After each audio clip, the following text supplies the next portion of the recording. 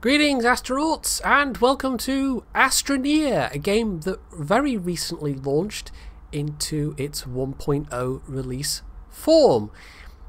It has been around for a while in early access, but it's now been officially released and I've been keeping tabs on it for a while, so I decided to take the plunge and just buy it.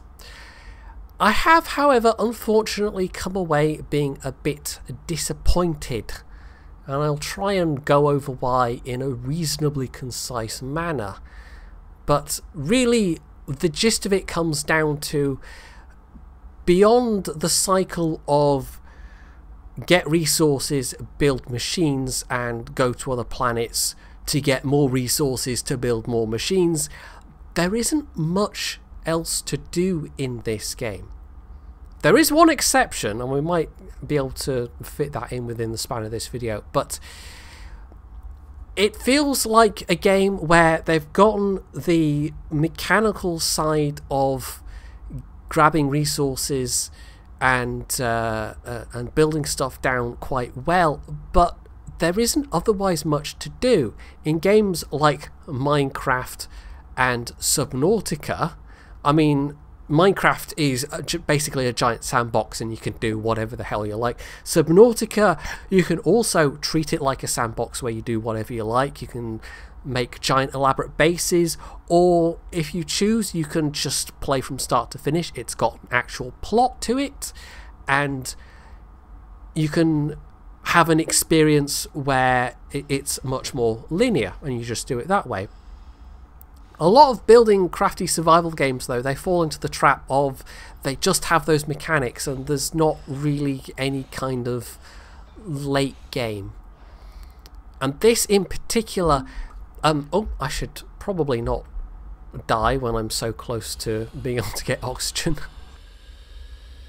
This game in particular, it really doesn't have anything in the way of even base building particularly.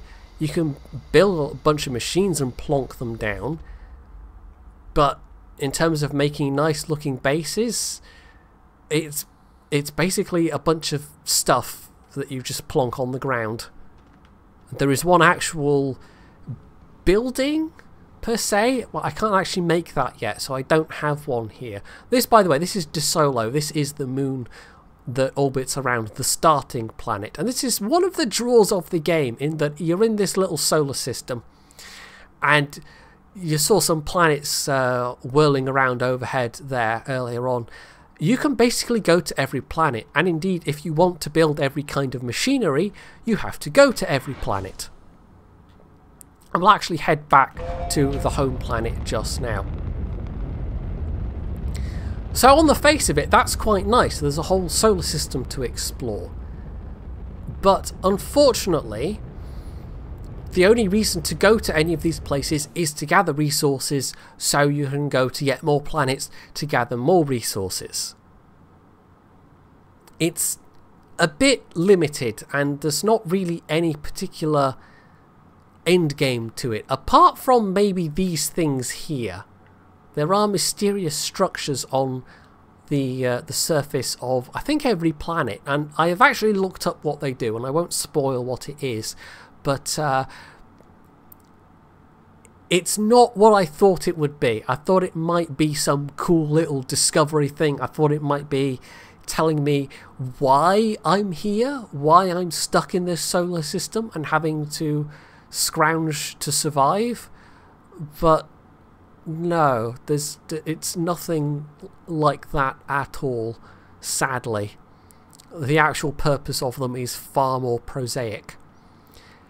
If this game even had something like Subnautica, where you eventually have to scrounge together enough things to build a big starship so you can leave this system and get home, that would be something, but that does not appear to be the case.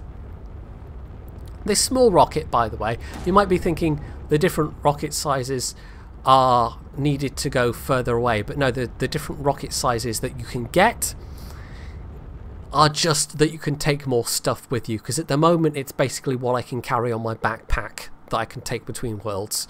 There is a slot in here for an oxygenator that I could potentially put something else in, but as it is, I've just used it for the oxygenator, which when you're going to a new planet, you know, having some oxygen available so you don't suffocate is quite handy, because then your rocket would just get stuck there, and presumably you would respawn somewhere where you would have oxygen available.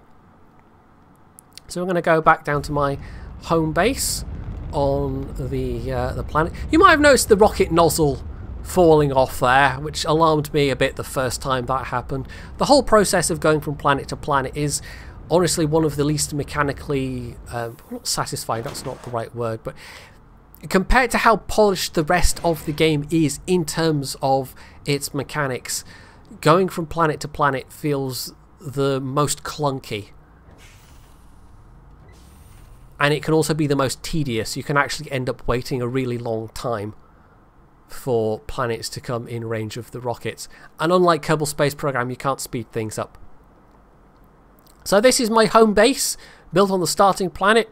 Got a bunch of resources, got a bunch of machines, and honestly, having researched quite a lot the things you can get, because there's not really a research tree, you can research anything at any time.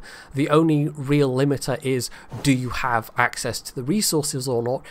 Honestly, I'm not really inclined to go any further. I mean, I will go to the other planets just to see what they look like, but considering that the game is just get resources to build machines to go to other planets, to get resources to build machines to go to another planet, to get resources to build machines to go to another planet, that gets tedious. And all that's left after that point is exploration, because in terms of building, you know, that's it. That's as much as you can do. You do have the opportunity to shape terrain. You've got your terrain tool here, and you can...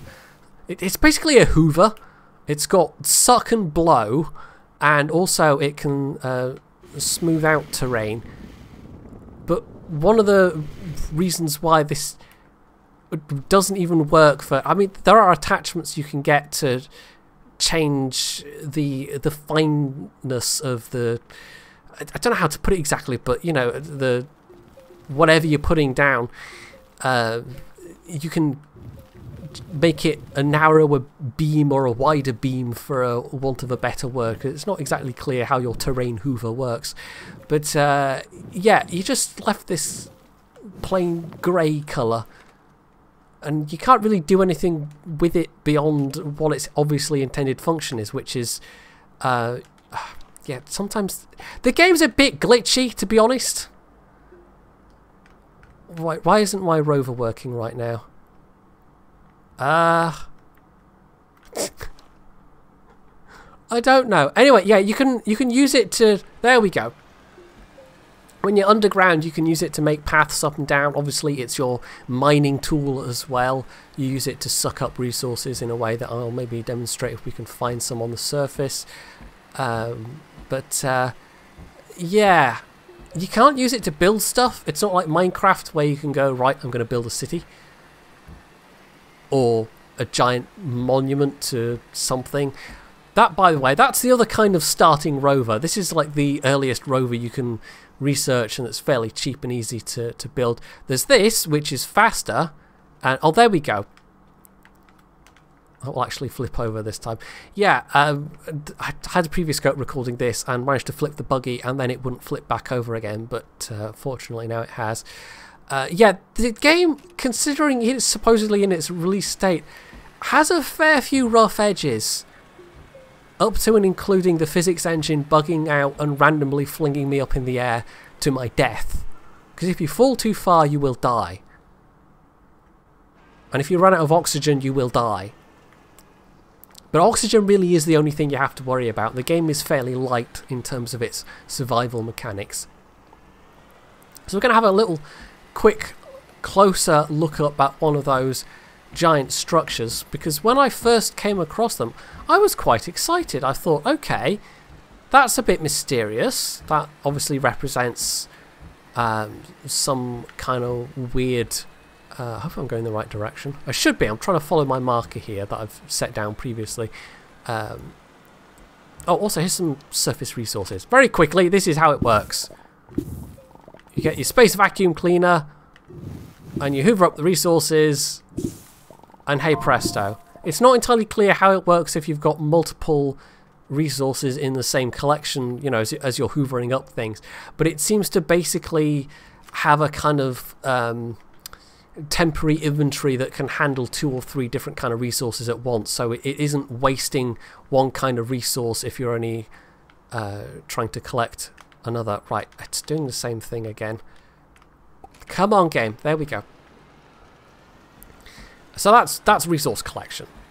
Quite satisfying, fairly basic, nothing fancy. It works well. It's really quite well thought out. Mechanically, this game works really well. There are lots of nice little touches. You know, if you can overlook the jankiness at times, in terms of doing what it does it well. It's just what it does is really quite limited. So this is one of the mysterious structures. And as I said, I looked up what they did and was sort of disappointed, but then ultimately not surprised to discover that they actually have a really prosaic function. I thought it was going to be some kind of cool beacon thing, or it was going to be some method of, like, because you're stranded, right? I thought maybe, okay, you've got to find these things and activate them or discover secrets or something like that in order to eventually get home. But there's none of that. It's not for that purpose at all. And even the signs that you are not the first person to go to these planets, I mean, the planets themselves, they're ultimately quite sterile and lifeless feeling. There's no animal life that I know of. I haven't been to every planet yet. There's plenty of plant life, but it's static, you know. You hoover the plant life, and that's actually a stack of organic matter there on this little generator I've got here, which I can turn on and off. And that's for the purposes of if I fall down a hole unexpectedly, which can and has happened, because the buggies don't break very well. But you know, you know, you're not going to have solar power down the holes, so you need some method to keep your buggy powered. But yeah, once you've hoovered up an area of grass, even if you leave a bit, it doesn't seem to grow back. It seems very static. And there's also no water on any of these worlds, so it's unclear as to how anything actually grows. And it's especially mysterious given that, you know, there's clouds everywhere. So how are the clouds formed? How do the plants grow? I don't know. It feels very artificial. And although ultimately, say, the world of Subnautica isn't that much different, the fact that Subnautica has life in it, the fact that there are fish swimming around, various creatures that will try and attack you, this game feels very static, very artificial in comparison. So, although the aesthetic is quite nice, it ultimately just ends up coming across as being quite sterile. And here's another one. These two are quite close together, as you can see. So, yeah, ultimately, I'm kind of disappointed by this game. In retrospect, I kind of wish I hadn't bought it for what's there right now, but I hold out hope that it will continue to be worked on, that there will be extra content added, and that it will ultimately have some kind of late game something to work towards other than here's more machines, here's more resources. Because quite honestly, I could get this with Minecraft. There are certain Minecraft mod packs, some of which also involve being able to go to other planets to get other kind of resources, but also with the added benefit of it being in Minecraft, and so therefore you've also got a giant sandbox to build whatever the hell you like. This game has got the going to other planets part, which is nice. You know, it's kind of like Skyrim. You can see the other planets, and therefore you can go to what you can actually see off in the distance. But ultimately, it has no outlet for creativity, and in terms of exploration, the planets are nice in their own way, but whoa, careful. Ultimately, they all have that same static, sterile feeling.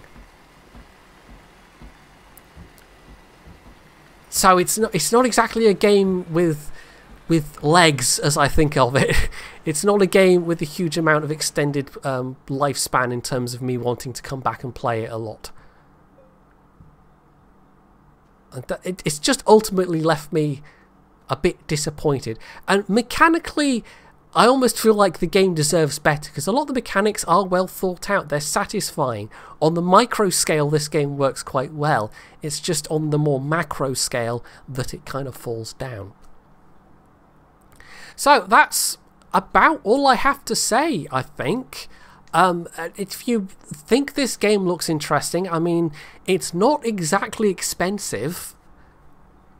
If just the idea of wandering around all these little planets does interest you, then by all means, this might be the game for you. But after about 25-30 hours, and even before I've gotten to all of the planets yet, even before I have gotten all of the machinery I can get and gathered all the resources I can get, I'm kind of done with Astroneer already.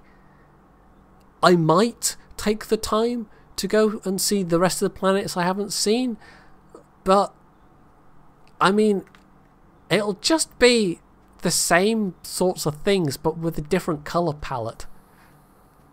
I don't think there's going to be anything radically different enough to hold my interest for any great length of time. So, yeah, I think I'm finished with Astroneer for the time being, unless some new stuff gets added. Hell, even if there was a DLC that added some stuff, that might be interesting. It's a set of mechanics in search of a game at the moment. Which is, I don't know, that's maybe a bit on the harsh side, but that's ultimately what I feel like playing this. So that's Astroneer, which I can't really recommend, sadly. There might be people out there, as I say, that find it interesting even so, but yeah, if I wanted this kind of thing, as I say, there are Minecraft mod packs that I could have gotten, and it would have been ultimately cheaper. Even if I didn't have Minecraft already, you know, just buying Minecraft isn't that expensive, and the mod packs are generally free and a lot more involved, and I could go and do other Minecrafty stuff at the same time, and this game just has none of that, sadly. Hopefully you found this video interesting and informative. If you did, you can do all the usual things down underneath it, and of course, as always, stay tuned for more.